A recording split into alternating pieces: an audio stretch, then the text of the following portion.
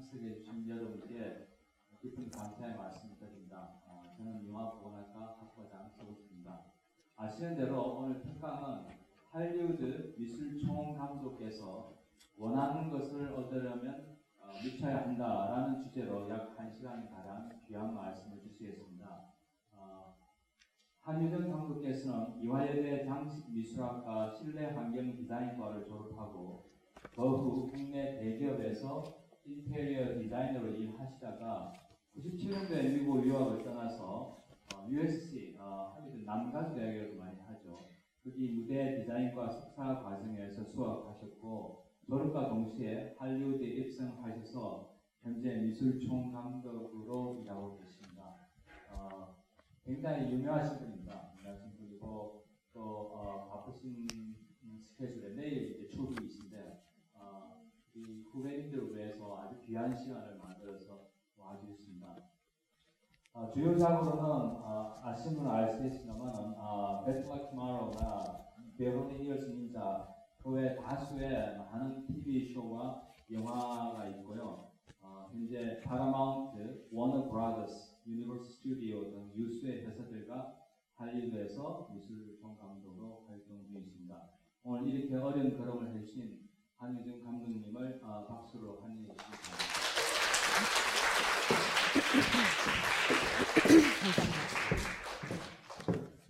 안녕하세요. 이대는 제가 2011년도에도 한번 왔었어요. 여러분들은 안 계셨죠? 그때 왔었는데 그때 오고 지금 한 거진 5년 만에 다시 오는 거여서 되게 감회가 또 새롭습니다. 와주셔서 감사하고요. 제 얘기를 좀 해볼게요. 저고요. 제가 했던 프로젝트를 조금 정리했었던 것들이고요. 좀 그림으로 보면 조금 더 쉽죠. 포스터들을 모아봤고, 전 2005년도에 이제 디자인 잡지에 제 얘기가 나가기 시작하면서 한국에서 조금씩 이름이 알려지고 그랬는데요. 이제 지구촌 한국인 젊은 그대 거기서 사실 조금 더 많은 분들이 절 보게 됐습니다. 그리고 2010년도에 출간한 책 꿈보다 먼저 뛰고 도전 앞에 당당하라. 사실 2014년도에 제가 출간했는데 이게 좀 홍보가 많이 안 됐는데 감정 싸움 필요 없는 소통의 기술이라고 저게 이제 할리우드에서 어떻게 소통을 하면서 제가 일했는지 좀 더 자세한 일에 관한 얘기들입니다. 여러분들 아시죠? 누군지. 저런 분들하고 제가 일을 많이 했고요. 저분은 우디 해럴슨이란 분이고 벤 스틸러, 여기 조명이 이제 좀 밝아서 잘 안 보이실 텐데 앤디 가르시아. 여러분들은 저보다 나이가 많이 어리셔서 잘 모르지만 저는 제가 잘할 땐 저분을 제가 짝사랑했었어요. 언터처블이라는 영화를 보고 짝사랑을 한 후에 세트에서 딱 만났는데 바로 옆에서 이렇게 과자를 드시고 계시더라고요. 그 간식 테이블에서 간식 집어먹으려 보다가 깜짝 놀라갖고 제가 이게 꿈인가 생신가 했었는데 왼쪽에 계신 저분은요, 스탠 리라고 여러분들이 아시는 뭐 엑스맨, 뭐 스파이더맨, 원더우먼, 웬만한 뭐 아이언맨, 무슨 맨 붙은 슈퍼히어로 영화는 저분 머리에서 다 나오신 거예요. 스탠 리란 저분. 그리고 저분은 이제 요즘 많이 뜨고 계신 분인데 제가 프라하에서 영화 촬영했을 때 모습이고요. 이제 제가 하는 일을 조금 더 구체적으로 말씀드리면 어떤 분들은 여기 아시겠지만 어떤 분들은 모르신다면 미술 감독이 하는 일은 여러분이 보는 일은 화면에 잡힌 그 한 장면을 봤을 때 배우를 제외한 모든 비주얼적인 걸 저희가 책임을 집니다. 그런데 저희 같은 경우는 그래서 사실 뭐 세트에서도 많이 일을 하지만 로케이션에서도 일을 많이 하고요. 그러다 보니까 여행도 굉장히 많은데 제가 마이애미 갔었을 때 저희 이제 일하는 과정을 조금 정리해 봤어요. 저희는 보통 이런 트럭을 갖고 저 트럭이 한 저 벽에서 이쪽 벽 끝에 정도까지 되는 트럭이에요. 저거 4대를 갖고 움직입니다. 저희가 그 천정까지 저희 뭐 머티리얼, 저희 툴 뭐 이런 걸 다 넣고 저 4대를 갖고 이제 마이애미부터 뉴욕 여러 가지 도시를 돌아다니는데요. 저런 걸 갖고 제가 현지에 도착하면요. 저런 어시스턴트가 이미 프로덕션이 저를 위해서 준비를 해놨어요. 그러면 저런 친구를 만나서 악수를 하자마자 마치 10년 동안 호흡을 척척 맞췄던 사람들처럼 저희는 일을 해야만 합니다. 그게 저희 일의 생리 중에 하나예요. 그러면 이제 저런 세트를 줄 수 있는 공간을 또 프로덕션에서 주고 거기서 저희가 일을 합니다. 네, 저는 저런 트럭에서 제 짐을 빼자마자 바로 제 호텔방을 사무실로 이제 바로 세팅을 하고요. 저기서 이제 먹고 자고 다 합니다. 네, 그래 놓고 저런 세트를 저희는 한 2, 3일 만에 완성을 합니다. 도착함과 동시에. 네, 이게 말이 쉽지. 사실 환경이 바뀌었는데 그 적응도 하기 전에 거기서 만난 사람들과 악수를 하자마자 10년 동안 일한 것처럼 해서 저런 완성품을 만든다는 건 사실 말처럼 쉬운 일은 아니에요. 근데 저희가 죄송합니다. 저희가 하는 일들이 보통 그렇게 이제 진행이 됩니다. 뉴욕을 가볼까요? 뉴욕은 이런 마피아 보스 같이 생기신 분을 제가 만나자마자 또 바로 여기는 이제 좀 샵이 작아요. 맨하탄은 땅이 비싸다 보니까 이런 좀 협소한 샵에서 저희가 또 세트를 만들어냅니다. 그렇지만 작지만 저 세트에서 저희가 만든 것들로 이게 지금 타임스퀘어죠. 타임스퀘어 한복판에 저희가 어떤 이런 한 사람의 거실을 여기다 옮겨놓은 세트를 저희가 접었고요. 이 경우는 오른쪽은 저게 300억짜리 아파트예요. 맨하탄에 300억 어떻게 아파트가 300억일까 하는데 300억짜리 아파트인데 저 안에 물건들을 다 빼고 저희가 이제 저것을 아트 갤러리로 만든 다음에 몰래카메라 쇼를 했었던 장면입니다. 때로는 저희가 이런 전세기를 타고요. 미국 전역에 헌팅을 다닙니다. 이거는 펩시 아시죠? 역시 펩시 광고 때 저희가 했던 일인데요. 펩시 역사상 광고를 찍기도 전에 가장 돈을 많이 쓴 프로젝트라고 그러더라고요. 저 전세기가 1시간에 4,000불이거든요. 근데 저런 걸 타고 이제 메인, 마이애미, 미조리 이런 여러 군데를 돌아다니면서 저희가 또 촬영을 했습니다.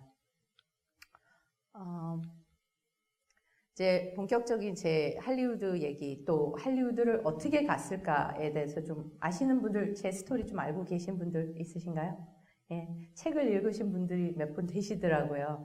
근데 좀 정리를 해서 얘기를 하면 사실 아시다시피 저는 중학생 때 갑자기 제 꿈을 만났습니다. 그것도 아주 우연한 기회에. 중학생 때 이제 제가 미술 전공이었고 제 친구가 성악 전공이었는데 그 성악 전공하는 친구 집에 제가 놀러 갔다가 그 친구 과외 선생님이 나오길 기다리는 와중에 그 성악 과외 선생님이 나오시다가 제가 앉아있는 걸 발견하고 자네는 전공이 뭔가 했는데 제가 미술인데요 했더니 그분이 저한테 하신 말이 아니 미술이 전공이면 제발 무대 디자인이라는 걸 좀 한번 해보게. 그래서 그게 뭔데요 했더니 무대 디자인이 무대 디자인인데 이거를 전공을 해야 되는 이유는 내가 오페라 무대에 이렇게 성악을 하려고 딱 서면은 세트가 너무 후져갖고 이 오페라를 할 맛이 안 난다는 거예요. 그러니까 제발 이거 좀 어떻게 좀 해보라고. 자네는 젊으니까 자라나면서 이걸 좀 바꾸는 사람이 돼버려.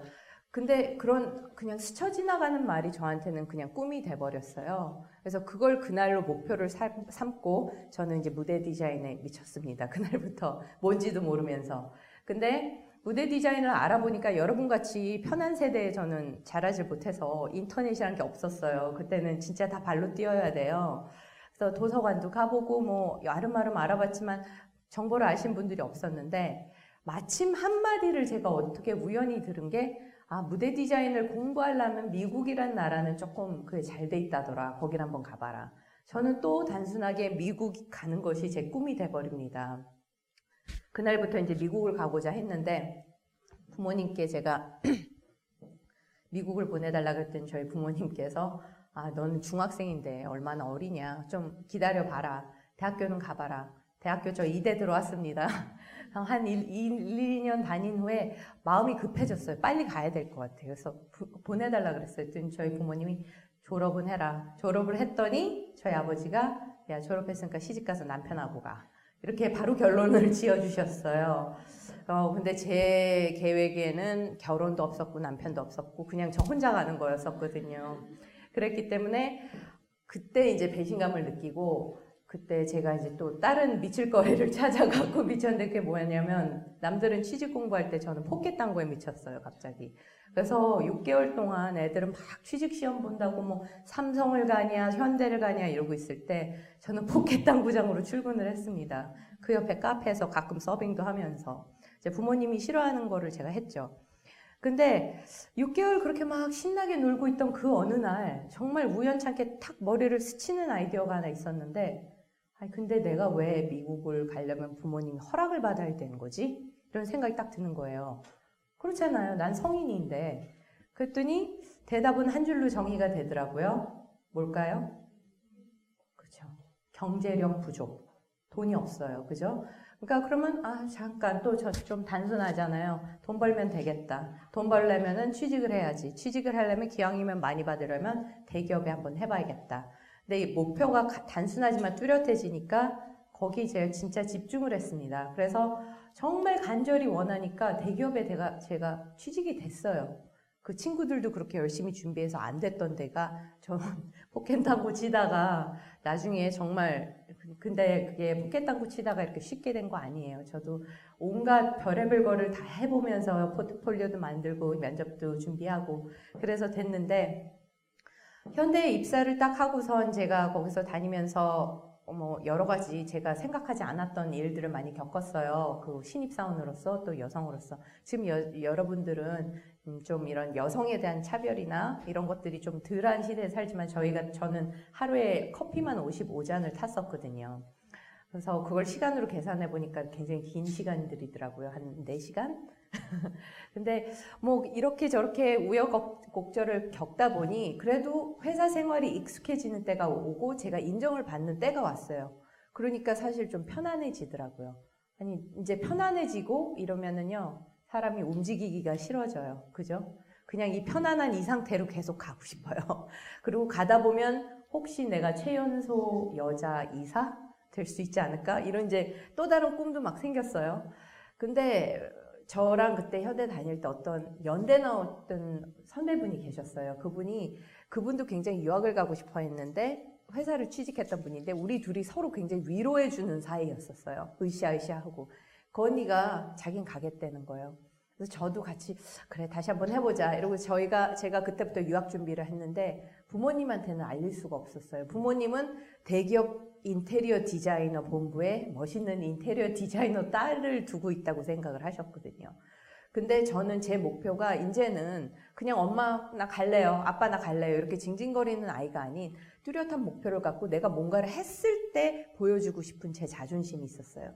그래서 그 다음부터는 제가 이제 퇴근을 하고서는 문을 걸어 잠그고 집에서 포트폴리오를 몰래 만들었습니다. 모든 재료며 이런 걸 몰래 들고 와서 항상 새벽에 만들었어요. 그리고 전 8시까지 출근을 해야 됐었습니다. 근데 그런 생활을 이제 계속 하다가 어플라이도 몰래 했죠. 근데 제가 회사에 묶인 몸이다 보니까 이제 유학원도 그 당시엔 유학원이란 개념이 굉장히 새로웠어요. 써서 이제 합격서가 드디어 날라옵니다. USC에서. 그래서 USC에서 제가 합격을 해서 날아가죠. 미국으로 날아갔는데 제 운은 또 거기까지 한 2달, 3달 이제 조금 익숙해질 쯤 바로 IMF가 터졌어요. 그래서 그때 제 주변에 있었던 한국인들은 정말 거짓말 안 하고 눈 깜짝하니까 다 사라졌어요. 사라진 게 주로 한국으로 갔고 한 90%가 나머지 10%는 미국의 이제 싼 그런 도시들 있죠. 뭐 텍사스라든지 뭐 이렇게 LA보다는 훨씬 싼 곳. LA에서 100불이면 거기서는 한 3, 400불의 효과가 있는 그런 데로 옮겨가든지 대부분 돌아갔습니다. 저도 돌아갈 위기였는데 정말 자포자기하는 심정으로 지푸라기를 잡으려고 저희 교수님을 찾아가서 저는 그냥 하소연을 했어요. 정말 순수하게. 나는 여기 너무 있고 싶은데 난 이렇게 해서 돌아갈 것 같다. 이런 얘기를 하니까 교수님이 의외로 저를 보시더니 너 장학생 아니었니? 그러시는 거예요. 그래서 제가 장학생이었나요? 그랬더니 교수님께서 나는 너가 여기 어플라이를 했을 때부터 장학생으로 너를 지목을 했는데 넌 장학금을 못 받은 거야? 그러시더라고요. 그래서 못 받았는데요. 지금이라도 받을 수 있습니다. 그랬더니 교수님께서 그러면은 지금이라도 요번 시작한 학기래부터 받아라. 그래서 그 학기는 그렇게 받게 됐지만 그 다음 학기부터는요. 여러분들도 아시다시피 장학금이란 거는 한 번 되면 4년 가는 거 아닌 거 아시죠? 매 학기 돼야 되잖아요. 근데 저는 매 학기 그걸 받아야만 되는 입장이니까 자신도 있었어요. 그건 해결이 됐고 그 다음은 이제 식생활 이런 이제 생활비인데 저는 그때 닥치는 데를 찾다 보니까 학교 안에 소품실에 아르바이트가 있더라고요. 그래서 그 아르바이트를 신청을 해서 하게 됩니다. 그 아르바이트실이 이렇게 생긴 데인데요. 이게 제 책상이에요. 이건 아주 낡은, 다들 이제 막, 저렇게 더러운 데서 일했어. 이런 표정으로 쳐다보시는데, 예, 더러웠습니다. 그리고 무서웠어요. 왜냐면 전쟁 때 지어진 건물이어갖고 이렇게 영화에서 보면 이렇게 문 이렇게 닫고 이렇게 층층마다 올라갈 때마다 그 층이 다 보이는 엘리베이터 있죠. 그런 거를 혼자 타고 올라가야 됐어요. 그것도 6층. 악마의 숫자인 6층을 올라가서 거기서 제가 이제 그걸 봐야 됐는데 저기 딱 도착하니까 소품이 정말 쓰레기 더미처럼 이렇게 쌓여 있었어요. 그냥 아무도 정리 안 됐고 근데 이제 학생들은 막 오기 시작하는 거예요. 저는 저기서 이제 자리 좀 잡고 저게 제 런치박스거든요. 런치박스 좀 풀고 이러고 있는데 학생들이 막 오면서 막 저한테 무슨 소품을 달라 막 하는데 뭐뭐뭐 주세요 할 때 이 뭐뭐뭐를 제가 못 알아듣겠는 거예요. 단어가 쉬운 단어 모자 햇 이런 거 정도는 알아듣죠. 우리 국민학교 수준의 영어 정도는 알아들었는데 조금만 어려워지면 그 단어를 못 알아듣으니까 얘네들도 바쁜데 얼마나 짜증이 나겠어요. 와갖고선 자기가 영어 공부 시켜주려고 온 거 아니잖아요. 그래서 이제 어느 순간부터 이 친구들이 컴플레인이 막 있는 거예요. 근데 이래서는 안 되겠다. 근데 제가 곰곰이 생각을 해봤어요. 영어도 영어지만 문제는 예를 들어 내가 그 영어를 알아들어도 그 소품이 어디 있는지를 찾을 수가 없는 거예요. 그러니까 이건 완전히 진퇴양난이죠. 영어도 못 알아듣고 어디인지도 몰라요. 방법은 하나다. 내가 정리를 하자. 그래서 제가 그 큰 박스들이랑 소품들을 하나하나 박스를 제가 다시 다 비우고 다시 채우면서 라벨을 달기 시작했습니다. 이 박스에는 몇 열에 몇 번째 그 칸에 어떤 박스에는 뭐가 들었다 저만이 제일 가장 잘 알게 됐어요. 근데 그러면서 일석이조였던 게 정리를 하니까 영어를 제가 물건을 보면서 영어를 쓰게 되잖아요. 이러면 잘 안 잊어버려요. 여러분들 보캐블러리 10,000개 띄었다. 그거 누가 단어 딱 물어보면 생각 안 나요. 근데 뭐를 이렇게 만지면서 들으면서 냄새를 맡으면서 소리를 들으면서 내가 배우면요. 잘 안 잊어버리게 돼요. 근데 이렇게 해서 제가 소품을 하나하나 하게 되니까 이제는 학생들 영어도 알아듣게 되고 어디 있는지도 제가 알게 됐죠. 그러니 이제 또 학생 생활을 이제 계속 이어갑니다. 이어갔는데 사실 이어갔는데 제가 학교에서 너무 열심히 하니까 학교에서 상도 줬어요. 근데 저는 저 종이 상장보다 그 뒤에 온 봉투가 훨씬 기뻤습니다. 상금이 좀 두둑히 들어있었거든요. 저는 되게 가난한 학생이었기 때문에 그때 한 몇 달을 살 수 있는 생활비가 저기서 충당이 됐어요. 그래서 이제 저걸로 학교를 다녔는데 사실 지금 제가 학교에서 조교도 했었죠. 그러면서 학생들을 또 페인팅을 가르쳐 줬어요. 그것도 돈을 받기 때문에. 그리고 소품실 아르바이트 했죠. 대학원 공부, 여기 대학원생 계세요? 대학원 공부 만만치 않은 거 아시죠? 되게 할 공부가 많아요. 학과랑은 조금 또 달라요. 근데 그걸 다 쫓아갔어야 됐어요. 이 정도쯤 되면 여러분들 뭐라 그러시겠어요? 나 너무 바빠. 여유가 없죠. 근데 저는 여기 하나를 더 추가했습니다. 제 스스로에게. 뭘 했냐면 이런 짓을 하고 돌아다녔어요. 이게 뭐냐면 영화 세트예요. 저게 이상한 사진들이 붙어있네요. 보니까. 근데 이게 좀 영화 세트, 심지어는 USC뿐만 아니라 다른 학교의 영화 학생들의 세트를 제가 디자인을 해줬어요. 저기 보면은 저게 제 페인트 할 때 입었었던 옷인데요. 밝아서 잘 안 보이시죠? 저게 온몸에 페인트가 제가 다 묻어 있어요. 그래서 학생들 작품을 하다 보면은 디자이너지만 디자인만 할 수 없거든요. 내가 소품도 다 챙겨야 되고 물건도 들어야 되고 페인팅도 해야 되고 그러면서 이제 제 경력에 한 줄 한 줄 썼는데 제 주변에 다른 대학원생들은 저더러 미쳤다 그랬어요. 왜냐면 대학원 공부도 바쁘고 제가 조교하는 것도 알고 있고 소품실이라는 것도 아니까 넌 이렇게 많은 일을 하고 너는 또 영어가 제2 외국어인데 왜 이렇게 넌 자꾸 네가 감당할 수 있는 일 이상을 자꾸 벌리느냐. 그랬는데 어떻게 말하면요. 그게 사실 미친 거예요. 미쳤다는 소리가 어떤 소리냐면은 저는 그때 되게 갈증이 났었어요. 더 배우고 싶었고 저 이걸 알고 싶었어요. 세트 디자인, 무대 디자인. 그래서 자꾸 그걸 제가 파기 시작하다 보니까 알 수 있는 방법은 남의 걸 해주는 수밖에 없었거든요. 그래서 학생 작품을 이렇게 하고 돌아다니다 보니 그때는 사실 저한테 아무 도움이 안 되는 것 같고 내 돈 쓰고 내 시간 쓰고 이래가면서 했던 일이 모여 저한테 어떤 선물을 줬냐면 여러분들 들어본 적 있으신지 모르겠는데 흥행에 실패한 영화예요. 러브라고 이 왼쪽이 고소영이고요. 저기 가운데 박철 씨세요. 그리고 우측이 정우성 씨거든요. 다들 굉장히 젊으셨을 때예요. 99년도니까.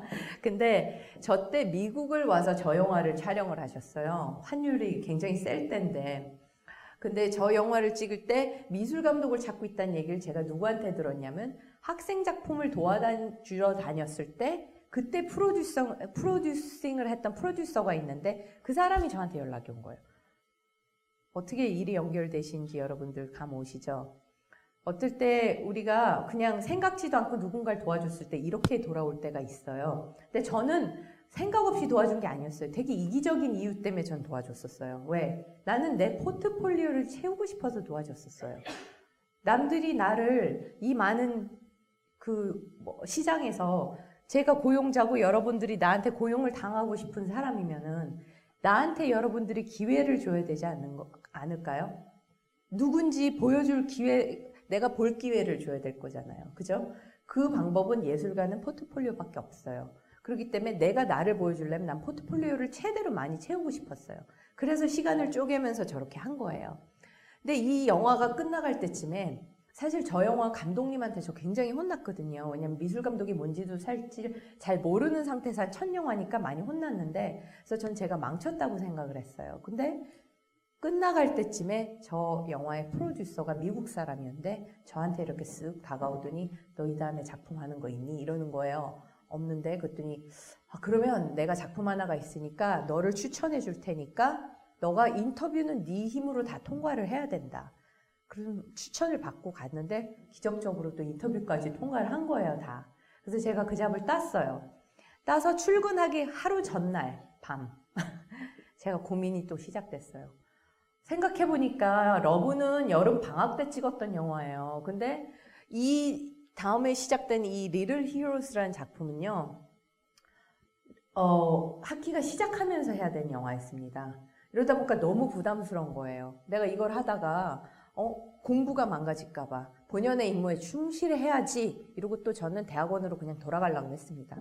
그래서 전화를 걸기 직전에 제 어시스턴트한테 전화를 걸어서 미안한데 내가 너한테 잡 오퍼를 줬었는데 내가 이러이러한 이유로 내가 못하면 걔도 일을 못하는 거니까 그렇게 됐다. 미안하다. 내가 프로듀서한테 전화 걸기 전에 너한테 먼저 걸었다 했더니 이 친구가 네 인생이니까 네가 결정해. 근데 나는 딱 한마디만 해주겠다 그러더라고요. 지금 네가 내팽겨치려는 그 자리는 네 뒤에 수많은 디자이너 아니면 디자이너 워너비 그죠? 그런 사람이 되고 싶어하는 사람들이 네 뒤에 서 있는데 네가 지금 그런 소중한 기회를 내팽겨치려는 거라는 것만 알아라. 수업은 어떻게든 네가 병행할 수 있도록 내가 도와줄 수도 있다. 같이 힘을 합해서 할 수 있으면 근데 결정은 네가 해라. 그 말을 듣고 나니까 해야 될 것 같아요. 그래서 에라 모르겠다. 일단 시작해보자. 이러고 그냥 던졌어요, 저를. 근데 역시나 제가 예상했던 대로 정말 살인적인 스케줄이었습니다. 이거를 학교 거, 조교 뭐 이런 거 다 하는 상태에서 영화를 또 한 거예요, 제가. 그러니까 이게 하루에 2시간 이상을 잘 수가 없어요, 그렇게 하다 보면은. 그래서 이제 그때부터 2시간을 자는 생활이 시작된데 사실 이 영화는 찍으면서 제가 교통사고도 한번 크게 날 뻔했었던 게 학생 신분에 항상 마음이 급하니까 학교도 가야 되고 여기도 가야 되니까 막 과속을 하다 프리웨이에서 차가 360도가 돌았어요. 그러면은 뒤에서 차가 오면은 직사한 거거든요. 근데 그렇게 돌다가 차가 섰는데 차가 아무도 안 오는 거예요. 그 큰 프리웨이에서. 그러다가 내가 출발하니까 차들이 막 몰려오더라고요. 그러니까 제가 살 운명이었죠. 근데 그때 진짜 저는 사람이 왜 이렇게 파노라마처럼 자기 인생이 막 지나간다 그러잖아요. 그 경험을 그때 했습니다. 근데 그렇게 우여곡절 끝에 시작한 이 영화도 저한테 쉽지는 않았던 게 저한테 주어지는 이제 임무가 이런 거였어요. 이게 뭔지 아세요? 이게 말똥 막 있고 이런 렌치예요, 렌치. 렌치는 이제 그 목장이라 그래야 되죠. 거기에 말똥이 진짜 많이 있는 그런 데였어요. 거기에 있는 산장이에요. 이 산장을 저한테 주고선 이 산장을 뭐로 바꾸라 그러셨냐면 하이테크가 있는 그런 이제 레바토리, 즉 이렇게 실험실로 바꾸라 그랬어요. 여러분 이거 상상돼서 이게 하이테크로 지금 변신이 가능할 것 같으세요? 근데 게다가 2층이에요. 지금 이게 보시다시피 저기 창문이 되게 위에 있죠. 지금 2층 다락방을 나한테 주고선 이걸 하이테크 실험실로 바꾸라 그랬어요. 근데 저는 어떻게 해요? 해야 되잖아요. 바꿨습니다. 저게 저희가 바꾼 그 결과물입니다. 저 작품은요, 굉장히 저예산이었는데요. 저 세트를 끝내고 나니까 그 다음날 촬영장을 들어갔는데 사람들이 그 기립박수 있죠. 스탠딩 오베이션을 해줬어요. 내가 이렇게 걸어 들어갔는데 옆으로 서갖고 다 박수를 치고 있는 거예요. 그래서 내가 그래도 애는 썼구나 그런 생각을 했죠.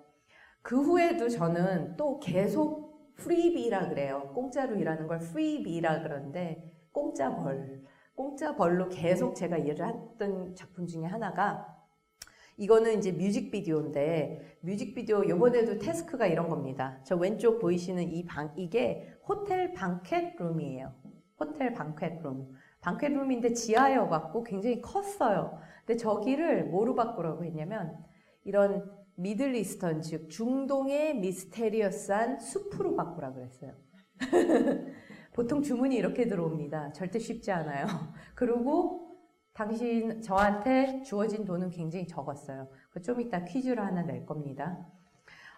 근데 이 세트를 저걸 바꾸라 했는데 저기 보이시죠 여러분들? 여기 해야 되는 일이 얼마나 많았냐면요. 그냥 풀떼기 몇 개 가져오면 끝나는 일이 아니었었어요. 이게 워낙 넓었는데 게다가 기둥이 흰색이었습니다. 여러분이 나중에 혹시 영화 촬영 이런 때 관여하시게 되면 아시겠지만 흰색은 영화에서 피하고 싶은 색이에요. 전부 다. 왜냐하면 흰색은 이 빛을 반사시키거든요. 그렇기 때문에 여러 가지로 굉장히 이 카메라 감독뿐만 아니라 여러 사람들이 피하는 색이거든요. 항상 이렇게 톤다운을 시켜야 되는데 그래서 저희가 여기 지금 보이시죠? 벽지를 붙여서 그 벽지 위에다 페인팅을 해야 되는 그런 사태가 벌어졌습니다. 근데 저기 이제 누워있는 저 친구들은 너무 일하다가 지쳐서 그냥 아무데나 쓰러져 잔 거예요. 저 옆에 저도 있었어요. 근데 그 트럭입니다. 저거 그냥 아무데나 쓰러져 잤는데 저희가 32시간을 스트레이트로 일을 했어요. 사람이 32시간을요. 그것도 그냥 이렇게 좀 하다가 1시간 쉬었다가 점심 먹었다 이렇게 한 게 아니에요. 정말 화장실 갈 시간도 없이 미친 사람들처럼 일을 했어요. 그거가 새벽 5시부터 그 다음날까지. 세트에 프로덕션이 왔을 땐 난 기절해 있었거든요. 왜냐면 저 벽을 다 월페이퍼, 즉 벽지로 바른 후에다 저걸 하고 저 나무만 50개가 넘었었어요. 저희가 가져와야 되는 나무. 그리고 갖가지 소품들. 그렇게 해서 완성된 게 이 세트인데요. 엑스컬처란 거에 이렇게 세트가 완성됐습니다. 아까 그 호텔 베이스먼트가. 그래서 이제 이게 뮤직비디오다 보니까 사람들이 이제 춤을 추고 레이브를 하고 막 그런 것을. 저 아저씨 서 있는 저게 다 저희 세트입니다, 지금. 이게 근데 퀴즈가 하나 나가겠죠? 자, 이게 얼마일까요? 이 세트를 얼마를 가지고 제가 했을까요? 숫자 좀 불러보세요. 이거 책이 걸려 있는 건데 이게 제가 맞추시면 두 번째 책을 제가 지금 들고 오진 않은데 여기 보건융합과에다가 맡겨놓을 테니까 타가세요. 어떻게 네? 달러로 얘기해 주세요. 3,000? 네, 3,000 나왔습니다. 두 개만 더 받을게요. 2,000? 5,600. 자, 답은 가장 근접하신 점은 600이 아니라 500불이었습니다. 저는 500불이면 50만 원 돈이죠. 50만 원 돈에 나무가 50개면요 한 그루가 원래 한 150불쯤 해요. 그럼 150불은 나무 하나에 15만 원인 거예요. 빌리는데 그걸 제가 50개를 빌려왔어요. 트럭 빌려야죠. 사람 3명 써야죠. 어떻게 했냐? 이런 걸 이제 기적이라 그래요.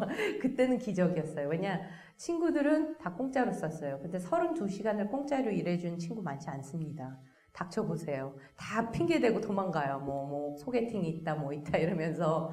근데 저 친구들은 그렇게 해줬고 나무가 59로 저런 것들을 제가 정말 말도 안 되게 디스카운트를 받아서 한 거예요. 근데 이런 것들이 다 쌓이는 겁니다. 능력으로. 지금 솔직히 그 딜을 뽑아내려면 저는 못 뽑아낼 것 같아요. 근데 그때는 가능했었던 거죠. 왜냐하면 여러분같이 젊고 또 의지가 많고 정말 가진 건 젊음하고 의지 2개밖에 없었어요. 그렇게 일을 하고 제가 이제 그렇게 하고 졸업을 하니까 이제 경력이 이미 많이 쌓여서 사실 잡을 구하는 데는 그렇게 어렵지 않았습니다. 그리고 심지어 그 잡이 저 위에 있던 저거는 그 영화가 저한테 유니온 협회에 이렇게 조인할 수 있는 그런 기회까지 주는 영화가 됐어요. 사실 유니온은 들어가기 굉장히 힘들거든요. 이제 퀄리피케이션이 돼야 되는데 그게 됐었던 거죠.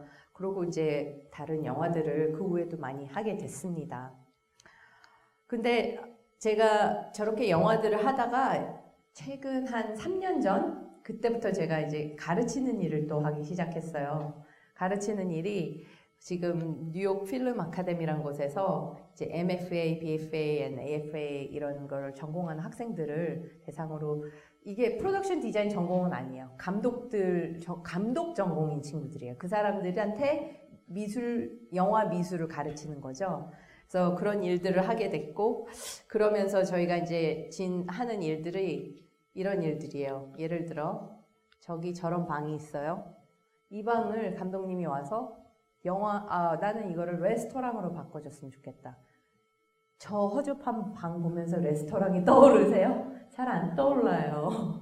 감독님도 그랬어요. 내가 이걸 부탁은 하지만 참 미안하다. 내가 볼 때 너 못할 것 같아. 그러시는 거예요. 내가 봐도 이 방은 안 돼. 근데 제 눈에는 그게 보였습니다. 그래서 저런 과정을 거쳐서 이렇게 하면 잠시만요. 그래서 이런 과정을 거쳐서요. 결과물은 저 방이 카메라는 저렇게 잡힙니다. 저희가 하는 일들이 이런 일들이에요. 그리고 저는 저런 일들을 이제 거기서 또 감독님을 대상으로 가르치고 있고 그런 감독 출신의 친구들이 제 수업을 듣고 나중에 미술 감독이 되겠다는 친구들이 몇 명씩 이제 매년 생겨나고 있습니다.